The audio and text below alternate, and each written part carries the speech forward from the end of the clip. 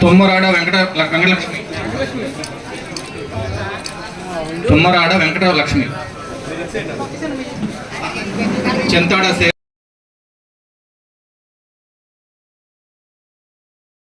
YCP party. మరి ఇవాళ శవం దొరికితే దాని మీద రాజకీయం, ఇవాళ వరద వస్తే దాని మీద రాజకీయం. ప్రజలకు మీరు ఏం చేస్తారో చెప్పండి. ఈ గ్రామంలో లేకపోతే గవర్నమెంట్ ఇవ్వకపోతే నేను భోజనాలు పెట్టిస్తా అందరికి. వరద ఉన్నంత సేపు మీరు ఇచ్చారా? ఎప్పుడైనా మీరు పెట్టిస్తారా? లేదు. మీరు వచ్చి మళ్ళీ అందరూ రెచ్చగొట్టి మాట్లాడి ఈ ప్రభుత్వం ఏం చేయదు. మరి చేస్తే ఇప్పుడు చేస్తుంది కదా. మరి రేపొద్దున సబ్సిడీ వస్తే మీ ప్రభుత్వం చేసిందా మా ప్రభుత్వం చేసిందా? అప్పులు గొప్పగా మార్చి రాష్ట్రాన్ని సర్వనాశనం చేసి ఆర్ఎన్బిలో డబ్బు లేదు, పంచాయతీలో డబ్బు లేదు, 14-15 ఫైనాన్స్ లేదు, ఎస్టీ సప్లైన్ లేదు. మరి ఏమైపోయినాయి డబ్బులన్నీ? ఓ పక్కన అప్పులు చేశారు, 10 లక్షల పైన కోట్లు అప్పులు చేశారు. అయినా కానీ బుద్ధి జ్ఞానం లేకుండా ఇంకా మాట్లాడుతూ ఉన్నారు వీళ్ళు.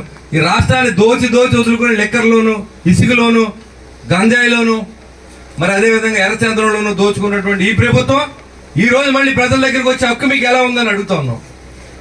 సరే మీరు వచ్చారు, మీరు ఏం చేస్తారో చెప్పండి. నేనేం చేయాలో చేస్తా.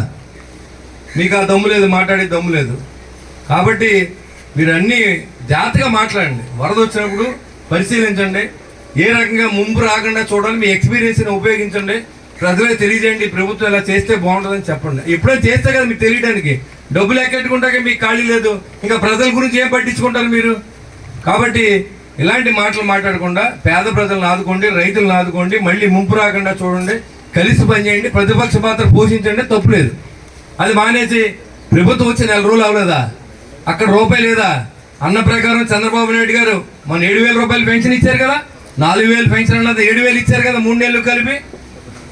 ఇవాళ ఏదైతే మరి ఇవాళ 6 ప్యాక్లో ఉన్న భాగంగా ఇవాళ ల్యాండ్ టైటిల్ యాక్ట్ రద్దు చేశారు. అదే ల్యాండ్ టైటిల్ యాక్ట్ ఉంటే ఇప్పుడున్న వైసీపీ నాయకులందరూ కూడా ముక్కు నేలలేసి రాయించవచ్చు. ఎందుకంటే ఎవరు అధికారం ఉంటే వాళ్ళ చుట్టూ తిరగాలి వీళ్ళందరూ కూడా. కానీ ఆ పని మేము చేయలేదా? అదే యాక్ట్ తప్పిది, ప్రజలకు అన్యాయం జరుగుతుందని చెప్పి రాజకీయ నాయకుల చేతిలో తీసుకోకూడదని చెప్పి దాన్ని ల్యాండ్ టైటిల్ అన్నా క్యాంటీన్ ఓపెన్ చేస్తా ఉన్నాం. ఏదైతే మనం టైం కావాలి, 1 సంవత్సరం పట్టొచ్చు, 2 సంవత్సరాలు పట్టొచ్చు. వాళ్ళ కేంద్ర ప్రభుత్వం పవన్ కళ్యాణ్ గారి ఆశయాలు ఏ ఆశయం కోసం పనిచేశారు, ఈ రాష్ట్రం కోసం నిలబడ కూర్చున్న సందర్భం లేదు. మరి దానివల్ల వచ్చే అనర్థం, ఈ యాక్యురేట్ దగ్గర కనీసం ఇసుకు కూడా తీయించుకోలేని పరిస్థితుల్లో గత ప్రభుత్వం ఉంటే ఈరోజు సిగ్గుపడకుండా, సిగ్గు లేకుండా ప్రజల్లో తిరిగి మీరు మళ్ళీ వైసీపీ తరఫున మేము మాట్లాడుతూ ఉన్నాం, రాసుకెళ్తారు కానీ చేసి ప్రభుత్వం కాదని చెప్పేవాళ్ళు ప్రతి ఒక్కరికి చెప్పదలుచుకున్నాం. ఇవాళ గడిచిన 5 సంవత్సరాల్లో ఎమ్మెల్యేగా ఉన్నటువంటి ఈ కుర్సచ్చిరన్న ఏదైనా ప్రజలను ఆదుకునే పని చేశాడని అడుగుతా ఉన్నా. ఇంకా సిగ్గు లేకుండా ఈరోజు ప్రజల దగ్గరికి వెళ్ళి ఈ ముంపు కారణం మీరు, ఇక్కడ వరదలు వచ్చాయంటే కారణం మీరు, ఎక్కడ కూడా యాక్విడేట్ దగ్గర ఇసుకు కూడా తీయించలేదు నువ్వు 5 సంవత్సరాల పాటు. నేను వచ్చేదాకా దిక్కు దివ్వడం లేదు, కనీసం రోడ్లు గోతులు కూడా పూడ్చుకోలేని పరిస్థితి. ప్రజలు ఎలా బతుకుతున్నారో కూడా తెలియదు. బటన్ నొక్కితే మీకు 10,000 వేస్తే 10 కోట్లు వాళ్ళ జేబులో ఉంటాయి. చాలా మంది తెలియక మాకు 10,000 వస్తున్నాయి కదా అనుకుంటారు. మీకు వచ్చి 10,000 కాదు, అవన్నీ కూడా డబ్బులన్నీ కూడా సాయంత్రం సారాలో వెళ్ళిపోయే పరిస్థితి కనపడుతుంది. ప్రతి కుటుంబం కూడా నిరాశలు అయిపోయిన పరిస్థితి. అలాంటి పరిస్థితుల్లో ఇవాళ కూటమి ప్రభుత్వాన్ని ఎన్నుకున్నారు. ఖచ్చితంగా ప్రజలతో కలిసి పనిచేయడానికి, ప్రజల కష్టాల్లో ఉండడానికి వాళ్ళ కూటమి నాయకులందరూ కూడా మీతో పనిచేస్తూ ఉన్నారు. అధికారులందరూ కూడా మీ వద్దకు వస్తూ ఉన్నారు. గడిచిన 5 సంవత్సరాల్లో నేను మొన్న మీటింగ్ పెట్టి ఎండిఓని కానీ ఎంఆర్ఓని కానీ నిరంతరం ప్రజల్లో ఉండాలి, ఏ ఇబ్బంది ఉన్నా మనం వాళ్ళు తోడు ఉండాలని చెప్పి మీతో కలిసి పనిచేసిన విషయం మీ అందరికీ తెలుసు. మరి ఇవాళ మీ కష్టంలోనూ సుఖంలో ఉంటానని మీతో మాట్లాడాం. అదేవిధంగా మేము ఉన్నాం. వరదలు వచ్చిన తక్షణం అన్ని ప్రాంతాల్లో పర్యటన చేసి సీఎం గారి నివేదన కూడా అందజేశాం. దాదాపుగా 10,000 ఎకరాలని మన ప్రాంతంలో ముంపుకు గురైంది. ఇది 10 సంవత్సరాలు రైతు దెబ్బతింటా ఉన్నాడు.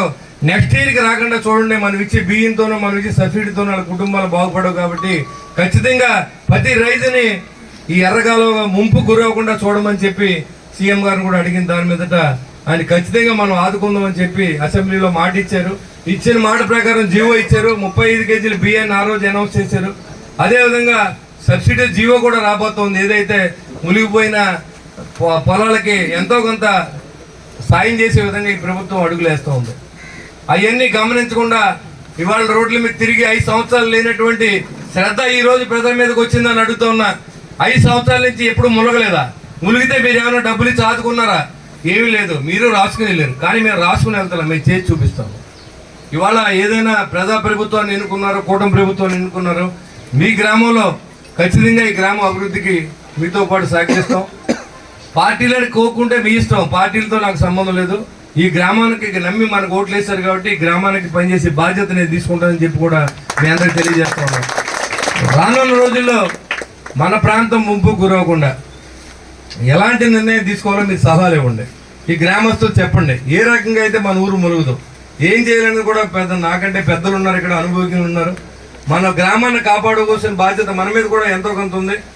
దేనివల్ల మన గ్రామం మురుగుతూ ఉంది, ఏం చేస్తే మనకి దానికి మనం ఆ ముంపు గురవకుండా ఈ పంటల నష్టాన్ని కాపాడుకోవచ్చు అనే విషయాన్ని తెలియజేసి ఈ వర్షం తగ్గిన వెంటనే ఆ పని ప్రారంభించేలా ఉండాలి. వరద వచ్చినప్పుడు మనందరం కంగారు పడిపోతాం, రోడ్ల మీద తిరుగుతాం, బియ్యం ఇస్తాం, లేదా 10,000 ఇస్తాం, అది దానివల్ల ఉపయోగం లేదు.